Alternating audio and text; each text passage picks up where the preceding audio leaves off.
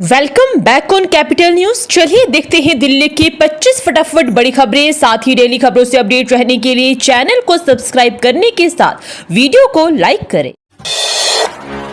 दिल्ली की महिलाओं को जल्द मिलेंगे 25 रुपए प्रति माह। बीजेपी प्रदेश अध्यक्ष वीरेंद्र सचदेवा ने दिया अपडेट। दिल्ली भाजपा अध्यक्ष वीरेंद्र सचदेवा ने कहा कि सरकार महिलाओं को जल्द ही मासिक भत्ता देगी। उन्होंने कहा कि भाजपा ने कई सराहनीय काम किए हैं जिससे उनकी विश्वसनीयता बढ़ी है। सचदेवा ने कांग्रेस को अप्रासंगिक बताया और कहा कि भाजपा महिला भत्ते के लिए प्रतिबद्ध है। उन्होंने दिल्ली की पूर्व सरकार पर प्रदूषण नियंत्रण में लापरवाही का आरोप लगाया और आप नेताओं के आरोपों को निराधार बताया।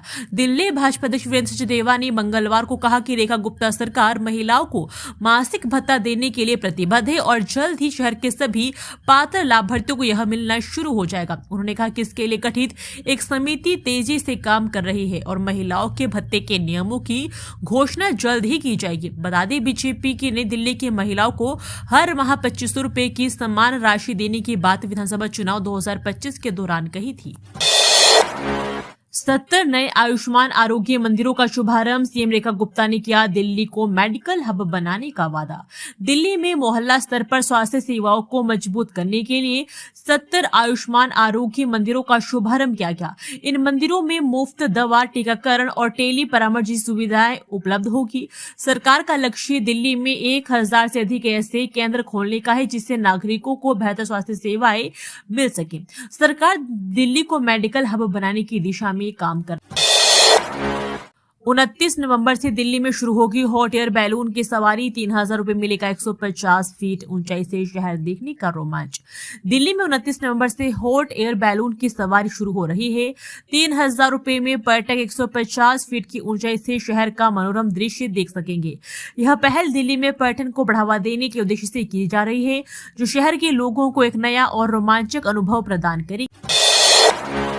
अब दिल्ली में 30 रुपए देकर घर के पास ही मिलेगी 75 सरकारी सेवाएं। जाने दिल्ली सरकार जल्द ही राजधानी के सभी इलाकों में कॉमन सर्विस सेंटर के माध्यम से ई डिस्ट्रिक्ट सेवाएं शुरू करने जा रही है। इसका उद्देश्य उन दिल्ली वासियों तक सरकारी सेवाओं की पहुंच बढ़ाना है जिन्हें डिजिटल माध्यमों से सरकारी योजनाओं, प्रमाण पत्रों और बाकी दस्तावेजों के लिए आवेदन करना नहीं आता। हालांकि सेवा का लाभ लेने के लिए हर आवेदन पर 30 रुपए का अतिरिक्त शुल्क देना होगा। सरकार की यह योजना पिछली सरकार की डोर स्टेप डिलीवरी योजना का विकल्प मानी जा रही है। दिल्ली वासियों को ठंड से राहत नहीं, अगले 2 दिनों तक तेजी से गिरेगा तापमान। मौसम विभाग का लेटेस्ट अपडेट। दिल्ली में सुबह का न्यूनतम तापमान 8.8 डिग्री सेल्सियस रहा, जो सामान्य से कम है। मौसम विभाग ने सुबह धुंध और दोपहर में आसमान साफ रहने का अनुमान जताया है। आने वाले दिनों में तापमान में और गिरावट की आशंका है। वायु गुणवत्ता खराब श्रेणी में है, हालांकि इसमें मामूली सुधार हुआ है। मौसम विभाग ने प्राप्त जानकारी के अनुसार दिल्ली का अधिकतम तापमान 25.1 डिग्री सेल्सियस दर्ज किया गया। यह सामान्य से 1.6 डिग्री सेल्सियस कम था, जबकि न्यूनतम तापमान 9 डिग्री सेल्सियस दर्ज किया गया और यह सामान्य से 2.3 डिग्री सेल्सियस कम था। हवा में नमी का स्तर 100 से 42% दर्ज किया गया। दिल्ली पुलिस का बड़ा अभियान। बुजुर्गों को साइबर ठगों से बचाने के लिए आयोजित किया जागरूकता कार्यक्रम। दिल्ली पुलिस ने बुजुर्गों को साइबर अपराधों से बचाने के लिए एक व्यापक जागरूकता अभियान चलाया है। इस अभियान में सोशल मीडिया और घर घर जाकर जानकारी दी जा रही है। बुजुर्गों को साइबर ठगी के तरीकों और उनसे बचने के उपायों के बारे में बताया जा रहा है, ताकि वे अपनी व्यक्तिगत और वित्तीय जानकारी को सुरक्षित रख सके। कार्यक्रम के दौरान साइबर सुरक्षा विशेषज्ञ डॉक्टर रक्षित टंडन ने बताया कि साइबर अपराधी कैसे फर्जी लिंक, नकली QR कोड, संदिग्ध ऐप्स और OTP साझेदारी के नाम पर लोगों को जाल में फंसाते हैं। 350 बलिदान दिवस पर ऐतिहासिक आयोजन। लाल किले में राष्ट्रपति द्रौपदी मुर्मू ने गुरु ग्रंथ साहिब को किया नमन। राष्ट्रपति द्रौपदी मुर्मू ने लाल किला मैदान में सिख समागम में भाग लिया। उन्होंने गुरु ग्रंथ साहिब को नमन किया। मुख्यमंत्री रेखा गुप्ता ने गुरु तेग बहादुर के बलिदान को याद किया और दिल्ली सरकार द्वारा कई योजनाओं की घोषणा की। 1 लाख से अधिक सहज पाठ संपन्न हुए और संगत ने इस आयोजन को ऐतिहासिक बनाया। सभी धर्मों के लोगों ने एकता का प्रदर्शन भी किया। इस मौके पर दिल्ली सिख गुरुद्वारा प्रबंधन कमेटी के अध्यक्ष हरमीत सिंह कालका ने राष्ट्रपति को स्मृति चिन्ह भेंट की। मुख्यमंत्री रेखा गुप्ता ने समागम में आए संगत का आभार व्यक्त करते हुए कहा कि 3 दिनों के इस महासमागम के आयोजन से पूरे देश में खुशी की लहर है। लाखों भक्त इकट्ठा हुए हैं। उन्होंने गुरु जी के त्याग बलिदान को याद करते हुए 350वें बलिदान दिवस के उपलक्ष्य में समागम के आयोजन को लेकर सरदार मनजिंदर सिंह व कपिल मिश्रा के प्रयासों का विशेष उल्लेख किया। मिड डे मील में बच्चों को दी जा रही एक्सपायर हो चुकी सूजी एसओपी का नहीं हो रहा पालन, कई खामियां आई सामने। दिल्ली नगर निगम के स्कूलों में मिड डे मील में नियमों का उल्लंघन पाया गया है। एमसीडी ने एक स्वयंसेवी संस्था को एक्सपायरी डेट की सूची का उपयोग करने और एसओपी का पालन न करने पर कारण बताओ नोटिस जारी किया है। पहले भी ऐसी अनियमितताएं मिली थी। एमसीडी अब ऐसी संस्थाओं को ब्लैकलिस्ट करने की तैयारी कर रही है। अधिकारियों और प्रिंसिपलों की भूमिकाओं की भी जांच की जाए। दिल्ली में 149 बिल्डिंगों पर लगाई गई एंटी स्मोक गन नए सर्वे के बाद 500 से अधिक इमारतों में अब अनिवार्य। दिल्ली में प्रदूषण से निपटने के लिए एक महत्वपूर्ण कदम उठाया गया है। 29 नवंबर की समय सीमा से पहले ही 149 इमारतों में एंटी स्मोक गन लगाई गई है। नगर निगम ने 500 से अधिक इमारतों में इसे अनिवार्य कर दिया है। ये सभी मशीनें हवा में मौजूद धूल और प्रदूषकों को नीचे बैठाकर हवा को साफ करने में मदद करती है। दिल्ली प्रदूषण नियंत्रण समिति इसकी निगरानी कर रही है। पर्यावरण विभाग के एक अधिकारी के अनुसार शुरुआती आंकड़े में 149 इमारतों की पहचान की गई थी जिन्हें एंटी स्मोक गन की जरूरत थी। नए सर्वेक्षण के बाद नगर निगम ने 500 से अधिक इमारतों में एंटी स्मोक गन लगाने की अनिवार्यता लागू कर। दिल्ली गुरुग्राम में ऑनलाइन गेमिंग कंपनी पर ईडी का छापा, 505 करोड़ रुपए की संपत्ति जब्त। ईडी ने दिल्ली और गुरुग्राम में एक ऑनलाइन गेमिंग कंपनी पर मनी लॉन्ड्रिंग के संदेह में छापा मारा। इस दौरान ईडी ने कंपनी की 505 करोड़ रुपए की संपत्ति को फ्रीज कर दिया। कंपनी पर ऑनलाइन में गेमिंग के माध्यम से अवैध धन कमाने और उसे ठिकाने लगाने का आरोप है। मामले की जांच अभी चल रही है। ईडी की जांच में पता चला कि विंजो गेम्स प्राइवेट लिमिटेड अपने ऐप के जरिए ऑनलाइन रियल मनी गेमिंग चलाती है। छापेमारी के दौरान एजेंसी ने कंपनी के लगभग 505 करोड़ के एसेट्स फ्रीज कर दिए हैं, जिसमें बैंक बैलेंस, बॉन्ड, एफडीआर और म्यूचुअल फंड शामिल है। सीएम रेखा गुप्ता ने दिखाई हरी झंडी, शीशगंज साहिब से हिंद की चादर पवित्र झंडा जुलूस रवाना। दिल्ली की मुख्यमंत्री रेखा गुप्ता ने गुरु तेग बहादुर जी की 350वीं शहादत पर हिंद की चादर झंडा जुलूस को रवाना किया। यह जुलूस गुरुद्वारा शीशगंज साहिब से आनंदपुर साहिब तक जाएगा। मुख्यमंत्री ने गुरु तेग बहादुर जी के बलिदान को याद करते हुए उन्हें आदर्शों पर चलने और समाज में भाईचारा बनाए रखने का संदेश दिया। इस मौके पर मुख्यमंत्री ने मौजूद सभी भक्तों को प्रणाम किया और प्रार्थना की कि गुरु तेग बहादुर जी का आशीर्वाद हम पर हमेशा बना रहे और सभी का जीवन सुख, समृद्धि और शांति से भरा रहे। झंडा जुलूस वाली बस को हरी झंडी दिखाने से पहले उन्होंने गुरु तेग बहादुर जी को प्रणाम किया, उनका आशीर्वाद लिया और सभी यात्रियों के लिए शुभकामनाएं दी। राबड़ी देवी की याचिका पर कोर्ट ने सीबीआई को भेजा नोटिस, मामले को दूसरे जज को ट्रांसफर करने का किया था अनुरोध। दिल्ली की एक अदालत ने राबड़ी देवी की याचिका पर सीबीआई से जवाब मांगा है, जिसमें आईआरसीटीसी होटल घोटाला मामले को दूसरे जज के पास भेजने का अनुरोध किया गया है। अदालत ने सुनवाई पर रोक लगाने से इनकार कर दिया। राबड़ी देवी ने निष्पक्ष न्याय न मिलने की आशंका जताई है। मामले की सुनवाई 6 दिसंबर को होगी। हालांकि अदालत ने सीबीआई मामले में चल रही सुनवाई पर रोक लगाने से इनकार कर दिया। इससे पहले सोमवार को उन्होंने अपने खिलाफ दर्ज सीबीआई और ईडी के मामलों की किसी अन्य अदालत में स्थानांतरित करने की मांग करते हुए एक याचिका दायर की थी और कहा था कि उन्हें आशंका है कि उन्हें निष्पक्ष न्याय नहीं मिलेगा। बिहार की पूर्व मुख्यमंत्री को 4 मामलों में आरोपी बनाया गया है, जिनमें नौकरी के लिए जमीन और आईआरसीटीसी घोटाला मामला शामिल है, जिनकी सुनवाई विशेष न्यायाधीश विशाल गोगने कर रहे हैं। दिल्ली ब्लास्ट मामले में एनआईए का बड़ा एक्शन, आतंकी उमर का मददगार शोएब फरीदाबाद से गिरफ्तार। राष्ट्रीय जांच एजेंसी ने दिल्ली ब्लास्ट मामले में आतंकी उमर के सहयोगी शोएब को फरीदाबाद से गिरफ्तार किया है। यह गिरफ्तारी दिल्ली में हुए विस्फोट की जांच के चलते हुई है। एनआईए शोएब की भूमिका और उमर के साथ उसके संबंधों की जांच कर रही है। एजेंसी विस्फोट से जुड़ी अन्य जानकारियों के लिए शोएब से पूछताछ भी कर रही है। इस विस्फोट में अब तक 15 लोगों की मौत हुई है और दर्जनों घायल हुए के अस्पताल में इलाज चल रहा है। इससे पहले एनआईए ने कार बम धमाके की मुख्य आरोपी उमर के 6 अन्य सहयोगियों को गिरफ्तार किया था। शोएब की गिरफ्तारी के साथ जांच में अहम प्रगति हुई है। रेल यात्री ध्यान दें, देरी से रवाना होगी हसनपुर रोड विशेष, पुण्याकोट विशेष और न्यू जलपाईगुड़ी सुपरफास्ट। दिल्ली से पूर्व की ओर जाने वाली ट्रेनें घंटों देरी से चल रही है, जिससे यात्रियों को परेशानी भी हो रही है। कई ट्रेनों के प्रस्थान समय में बदलाव किया गया है। नई दिल्ली हसनपुर रोड, आनंद विहार टर्मिनल पुण्याकोट और Anand Vihar terminal new Jalpaiguri superfast express जैसी ट्रेनें देरी से रवाना होगी। लोकल ट्रेनें भी प्रभावित है, जिससे दैनिक यात्रियों को दिक्कत हो रही है। वहीं सुबह 5:15 बजे चलने वाली आनंद विहार टर्मिनल पुण्याकोट विशेष 05580 8:25 घंटे की देरी से दोपहर 1:40 पर और अपराह्न 3:20 पर चलने वाली Anand Vihar terminal new Jalpaiguri superfast express 2:55 घंटे की देरी से शाम 6:15 बजे चलेगी। कई लोकल ट्रेनें भी देरी से चल रही है, जिससे दैनिक यात्रियों को अपने कार्यस्थल पर पहुंचने में परेशानी हो रही है। दिल्ली में पुलिस और वांटेड अपराधी के बीच मुठभेड़, हत्या का आरोपी मेहताब पकड़ा गया। वेस्ट दिल्ली के पटेल नगर इलाके में मंगलवार देर रात पुलिस और बदमाश के बीच मुठभेड़ हो गई। यह मुठभेड़ उस समय हुई जब पुलिस हत्या के एक मामले में वांछित चल रहे आरोपी मेहताब को गिरफ्तार करने आई थी। मिली जानकारी के अनुसार पश्चिमी जिला पुलिस की एक टीम ने हत्या के मामले में फरार चल रहे मेहताब को पकड़ने के लिए पटेल नगर इलाके में पहुंची थी। जैसे ही पुलिस ने आरोपी को पकड़ने की कोशिश की, मेहताब ने पुलिस टीम पर गोली चला दी। जवाबी कार्रवाई में पुलिस ने मेहताब पर गोली चलाई। पुलिस की गोली लगने से आरोपी मेहताब घायल हो गया। घायल मेहताब को तुरंत पकड़ लिया गया और उसे इलाज के लिए नजदीकी अस्पताल में भर्ती करवाया गया।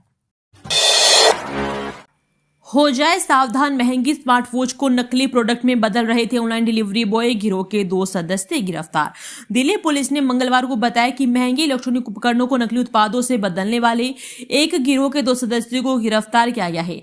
एक अधिकारी ने जानकारी दी है। इस गिरोह की वजह से एक गोदाम को 8.5 लाख रुपए का नुकसान हुआ। पुलिस ने बताया गिरफ्तार आरोपियों की पहचान सेवा प्रदाता कंपनी के डिलीवरी बॉय उमेश 22 वर्षीय और गिरोह के सदस्य सनी कुमार 23 वर्षीय के रूप में हुई है।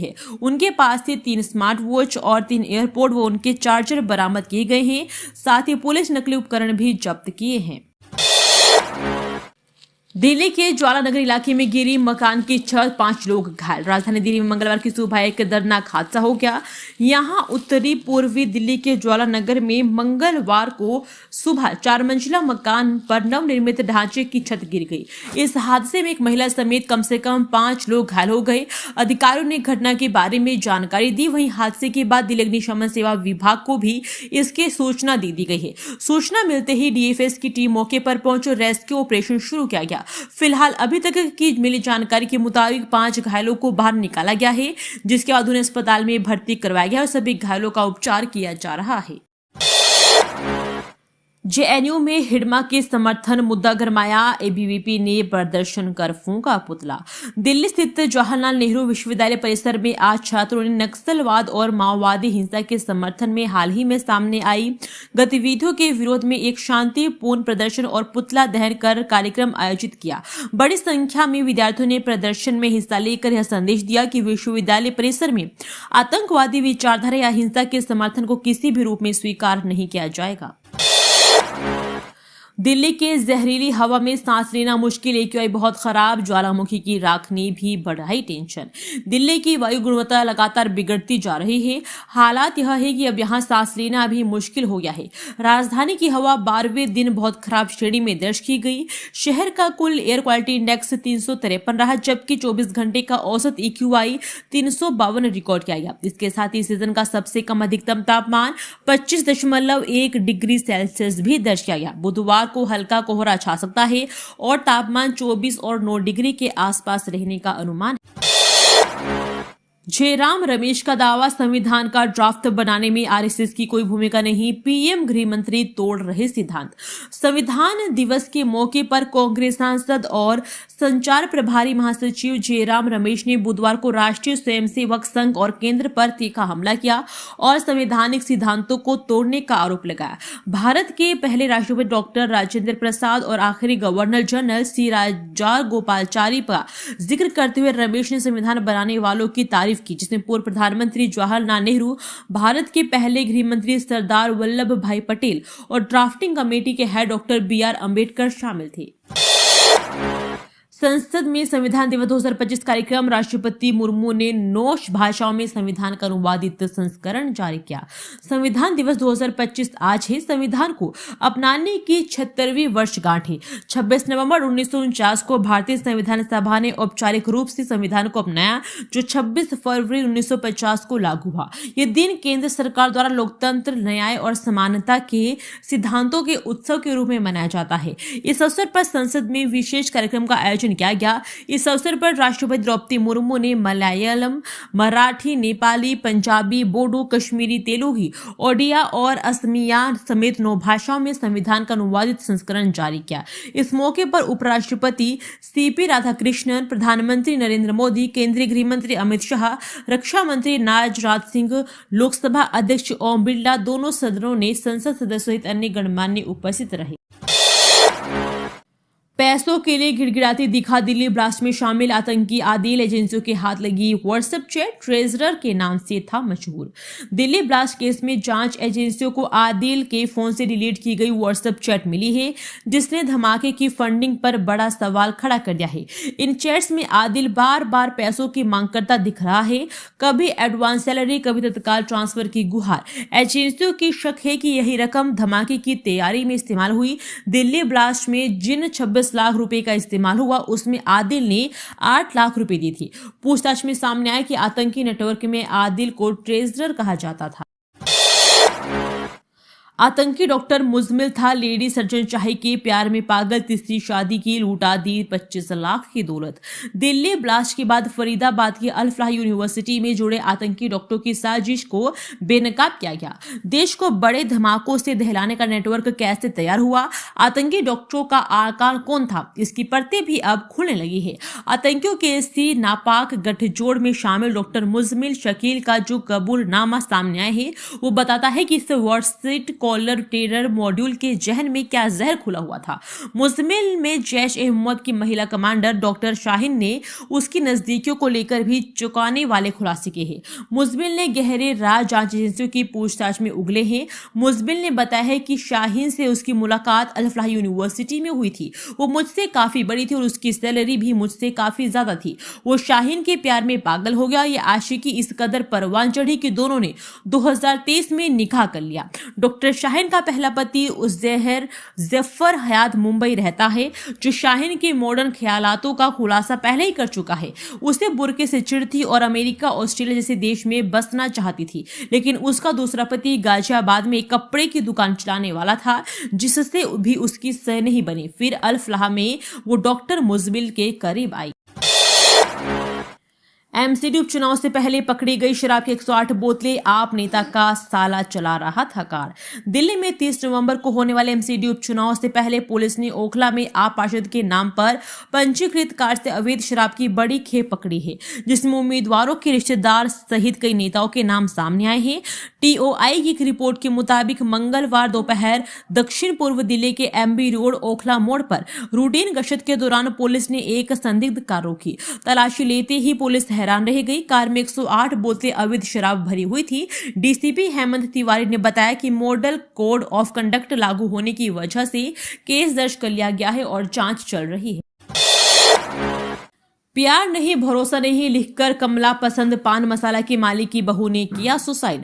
दिल्ली के वसंत विहार इलाके से हैरान कर देने वाली वारदात सामने आई है, जहां कमला पसंद और राजश्री पान मसाला के मशहूर कारोबारी कमल किशोर की बहू ने फांसी लगाकर सुसाइड कर लिया।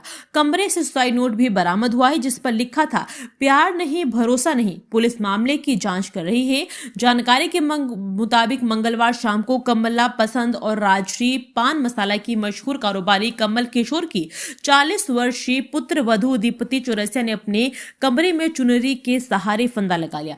जब परिवार ने दरवाजा तोड़ा तो न सिर्फ उसका शव लटकता मिला, बल्कि पास फर्श पर एक सुसाइड नोट भी मिला, जिसमें सिर्फ इतना लिखा था प्यार नहीं भरोसा नहीं। दोस्तों, वीडियो पसंद आया तो वीडियो को लाइक एवं चैनल को सब्सक्राइब कीजिए और कमेंट करके बताइए कि आप दिल्ली के किस जगह से इस वीडियो को देख रहे हैं।